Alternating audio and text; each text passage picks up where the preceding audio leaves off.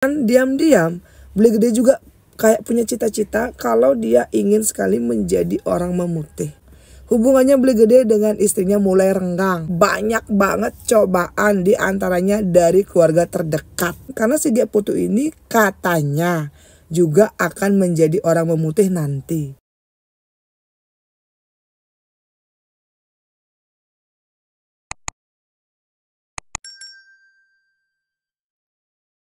Weh semetan kumpul ya, ngerti aja nih jak saya.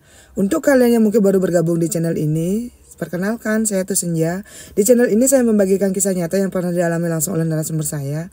Dan mereka membagikan kisahnya ini melalui DM sosial media. Jadi untuk kalian yang mungkin belum bergabung, boleh dong minta like dan juga subscribe-nya. Nah, semua privasi dari narasumber saya akan saya samarkan karena saya tidak mau nanti ada pihak ketiga yang merasa dirugikan. Dan kalau di sepanjang video ini semeton mendengar suara sedikit mengganggu, tolong diabaikan dan tolong dimaklumi semeton ya. Jadi narasumber saya hari ini kita sebut saja namanya Beli Gede. Beli Gede pernah mengalami kejadian yang agak di luar logika. Dan ini dia alami sekitar tahun 2015-2016. Nah, Beli Gede ini adalah seorang pemuda yang ketika itu baru berumur 27 tahun. Dia sudah menikah dengan seorang wanita yang berprofesi sebagai guru TK di desa tempat dia tinggal. Nah, Beli Gede ini tinggal di sebuah desa yang bisa dibilang tidak terlalu di pelosok dan juga tidak terlalu di kota banget gitu loh teman-teman. Desanya ini berada di seputaran kota Karangasem. Dan Beli Gede waktu itu bekerja di salah satu koperasi swasta. Kehidupannya Beli Gede dengan istrinya ini bisa dibilang sudah cukup mapan. Dia ini punya satu anak perempuan. Kehidupannya Beli Gede dengan istri dan juga keluarga besarnya ini baik-baik saja teman-teman. Beli Gede ini adalah anak pertama. Dia punya 3 adik laki-laki dan ketiganya ini masih sekolah. Tapi adik kedua ini sudah menikah. Nah, Beli Gede ini sudah tinggal beda rumah dengan kedua orang tuanya. Tapi setiap Beli Gede ini pergi bekerja dengan istrinya, putrinya ini akan dititipkan di rumah orang tuanya. Pokoknya kehidupannya Beli Gede ini baik-baik saja.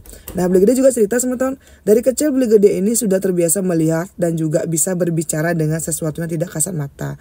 Dari kecil Beli Gede juga sering diberitahu oleh kedua orang tuanya kalau dia ini sering sekali sakit-sakitan, dan setiap diajak berobat ke orang pintar akan bilang kalau Beli Gede ini nantinya akan menjadi orang memutih. Jadi selama Beli Gede ini memang belum ditunjuk atau belum tiba waktunya, Beli Gede harus sering melukat, sering mengontrol diri untuk tidak mengucapkan dan berperilaku yang tidak baik. Dan Beli Gede pun sangat percaya dengan hal-hal mistis. Beli Gede juga tidak tahu kenapa, tapi sedikit saja dia mendengar sesuatu yang aneh, seolah-olah Beli Gede ini bisa mendapatkan gambaran di masa depan tentang apa yang sedang dia alami. Nah, singkat cerita semeton, suatu hari anaknya Beli Gede ini tiba-tiba terkena DBD, demam berdarah. Ketika itu sudah selama 2 minggu anaknya ini di rumah sakit, tapi tidak ada perubahan sama sekali. Karena Beli Gede ini sudah merasa ini kok ada yang aneh ya, dan dia juga merasakan firasat yang tidak baik. Beli Gede pun bertanya kepada orang pintar. Nah, orang pintar ini bilang anaknya ini melik dan harus segera dibuatkan banten penebusan. Karena katanya nyamu catur dari anaknya ini sudah diaturkan di pura dalam. Kalau tidak secepatnya ini dibuatkan banten, kemungkinan anaknya ini akan berpulang. Karena Beli Gede sudah sangat kaget dan takut dong mendengar vonis dari orang pintar ini. Beli Gede pun membuatkan banten tersebut dan menebus nyamu catur anaknya ini di pura dalam. Dan ajaibnya semeton, beberapa hari saja setelah dibuatkan banten, anaknya ini benar-benar sembuh. Dan selama beberapa tahun itu tidak pernah lagi sakit-sakitan. Karena ini juga Beli Gede makin percaya kalau sesuatu yang tidak terlihat itu memang benar ada. Dan kita sebagai orang Bali atau umat Hindu harus benar-benar bisa menjaga dan melestarikan hal ini gitu loh. Nah, dan Beli Gede cerita kepada saya semeton, entah kenapa dari kecil ini Beli Gede itu sangat penasaran dengan orang-orang memutih. Dan diam-diam Beli Gede juga kayak punya cita-cita kalau dia ingin sekali menjadi orang memutih. Entah itu dengan belajar atau memang benar-benar karena wahyu. Kalau wahyu ini kita kan cukup menerima apapun itu dari beliau. Dan Kita cuma tinggal melakukan apapun perintah dari beliau. Tapi kalau yang belajar ini mungkin menurut Beli Gede kita perlu belajar mantra, menghafal ini itu. Tapi Beli Gede ini yakin kalaupun dia tidak terpilih melalui wahyu, dia bisa menjadi seorang memutih dengan cara belajar. Nah ketika itu tepatnya 2 tahun setelah anaknya ini sakit, sebetulnya di desanya Beli Gede ini tiba-tiba ada sebuah pengelukatan yang katanya siapapun yang melukat di tempat itu akan sembuh. Nah Beli Gede ini kayak iseng-iseng melukat ke sana dengan istrinya. Setelah Beli Gede ini melukat itu, entah kenapa dia kok kayak merasa punya sesuatu di tempat pengelukatan ini. Karena itulah kebetulan saat itu karena tempat melukat ini sedang rame-ramenya, kayak pemangku di pengelukatan itu kayak meminta beberapa orang untuk melukat. Tapi entah kenapa tidak banyak orang yang bisa bertahan. Karena di tempat pengelukatan itu kan kayak tempatnya dingin. Dan yang ngayah itu harus mau berbasah-basahan gitu loh semeton. Jadi banyak yang tidak kuat. Nah waktu itu Beli Gede mengajukan diri ingin ngayah di sana. Setiap pulang dari kerja dia akan ngayah di sana. Beli Gede ini biasanya ngayah dari jam 4 sore sampai jam 10 malam. Itu dia lakukan selama berbulan-bulan. Dan setelah Beli Gede ngayah di sana semeton, jero mangku yang ada di pengelukatan tersebut bilang sepertinya Beli Gede ini melek dan sepertinya Beli Gede ini akan menjadi orang memutih. Nah karena mendengar diagnosa dari si pemangku ini, Beli Gede pun kayak makin, ya saya pasti akan jadi orang memutih. Rasa penasarannya makin besar, rasa ingin tahunya makin besar juga. Karena itulah semeton Beli Gede pun memutuskan berhenti bekerja di koperasi dan full time dari jam 9 pagi sampai jam 10 malam ngayah di tempat tersebut. Pertama-tama gini loh semetonnya, kenapa dia memutuskan untuk berhenti bekerja? Karena Beli Gede tuh ingin fokus ngayah di sana. Dan menurut Beli Gede, setiap Beli Gede ngayah di sana, dia akan mendapatkan uang jajan sekitar 50.000 sampai 100.000. Ketika Beli Gede bilang kepada istrinya ingin berhenti bekerja dan full time ngayah di sana, tentu saja istrinya tidak mendukung. Istrinya bilang, kalau kamu ingin ngayah di sana silakan, tapi kalau sampai kamu meninggalkan pekerjaan yang sudah kamu geluti selama bertahun-tahun hanya demi hal seperti itu, sepertinya itu kurang masuk akal. Coba pikirkan masa depan putri kita. Tapi Beli Gede tidak mendengarkan nasihat istrinya. Dia tetap berinisiatif berhenti bekerja di tempatnya ini dan full time ngayah. Ketika itu semua adik, ibu, bapak dan saudaranya Beli Gede sudah memberikan nasihat semeton. Kalau kamu ingin ngayah silakan, tapi jangan dong kamu tuh membuang pekerjaan utamamu hanya untuk hal seperti itu. Semakin Beli Gede ini diberitahu oleh orang terdekat, dia tuh kayak malah tersinggung dan berpikir orang-orang yang memberikan dia nasihat ini adalah orang-orang yang tidak tahu apa-apa. Dan kayak Beli Gede tuh benar-benar kayak masuk kanan keluar kiri, masuk kiri keluar kanan.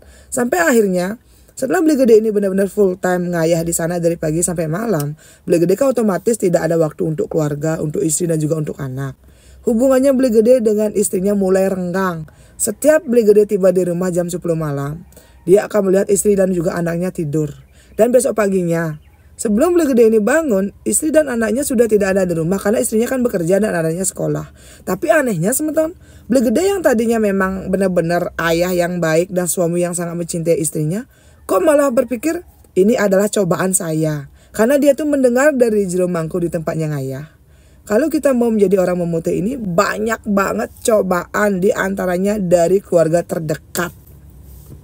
Karena inilah semakin rumah tangganya Beli Gede ini ada masalah dengan istrinya, Beli Gede malah semakin mengabaikan karena percaya nanti Tuhan yang akan membuka pikiran dan juga hati istrinya untuk mau memahami apa yang sekarang sedang dijalani oleh Beli Gede.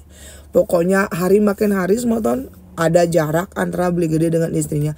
Tapi Beli Gede tetap saja diam, tidak pernah mau mencari solusi karena dia yakin apapun itu selama dia berserah diri dan juga rajin ngayah, Tuhan pasti akan memberikan jalan keluar yang terbaik.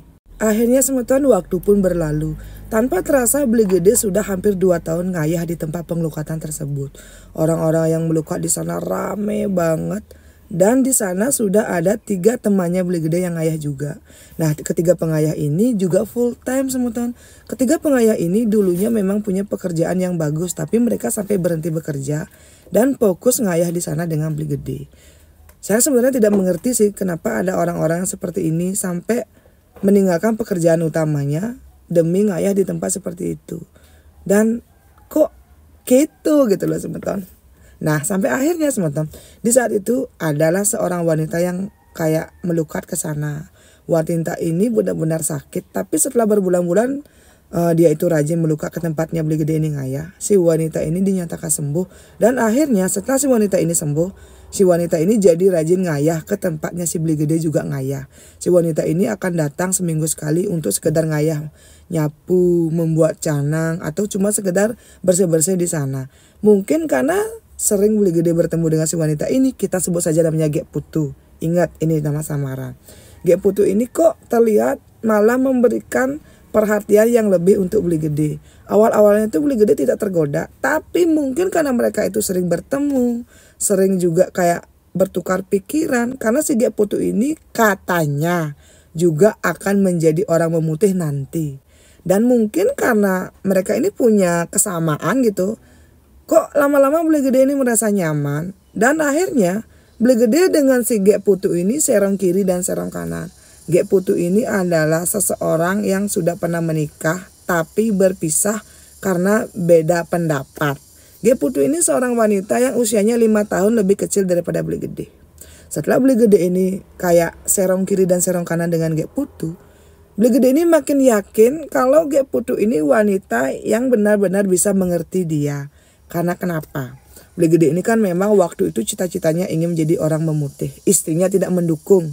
Tapi si Gek Putu ini mendukung. Apapun yang beli gede ceritakan dengan Gek Putu itu tuh selalu nyambung. Tapi ketika beli gede ini berusaha memperbaiki rumah tangganya dengan istrinya malah selalu bilang, kamu jangan terlalu percaya dengan tahayul. Kalau kamu tidak bekerja, kita makan apa? Saya tuh sudah capek mengcover semua pengeluaran kita. Tapi kenapa kamu tidak mau berusaha? Beli gede malah berpikir istrinya ini seolah-olah tidak ikhlas menggunakan gajinya untuk keperluan rumah tangga mereka. Dan ketika beli gede menceritakan sifat istrinya ini kepada si Gek Putu malah seolah-olah mengompor-ngompori dan seperti bersikap kalau dialah wanita terbaik untuk beli gede semeton.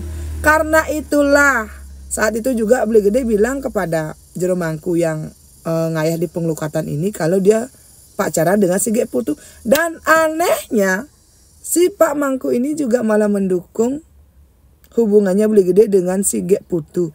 Karena si Pak Mangku bilang kalau beli gede ini pasti nanti akan berjodoh dengan si Gek Putu karena mereka akan sama-sama menjadi orang yang memutih. Boom! Kok gini? Dan anehnya semeton, saat itu juga beli gede ini kayak mengikuti apapun itu instruksi dari si Pak Mangku ini. Begini katanya begini, begitu katanya begitu. Sampai ya waktu itu kan mereka itu pengayah selain beli gede ini ada 3 orang, beli gede, Gek Putu dengan si Pak Mangku ini. Mereka berenam ini semeton sebulan 1-2 kali akan sembahyang ke tempat-tempat suci atau tirta-yatra. Pokoknya mereka ini tidak terpisahkan, kemanapun selalu pergi berenam. Dan ketika itu beli gede malah benar-benar terlena dengan Gek Putu dan tempat pengelukatan ini. Sampai akhirnya di suatu ketika beli gede ini seperti tidak sadar kalau di rumah dia itu punya istri dan anak. Dah ketika itu beli gede kan sudah kayak renggang banget dengan istrinya. Suatu hari jam 1 dini hari beli gede pulang dari ngayah. Dia melihat mobil istrinya, barang-barang istri dan juga anaknya tidak ada di kamar. Dan ketika beli gede mencari tahu, ternyata istrinya ini sudah dari 2 hari pulang ke rumah orang tuanya dengan anak mereka. Dan beli gede tidak sadar karena saking sibuknya dia ngayah dan sambil berhubungan dengan si Gek Putu semata.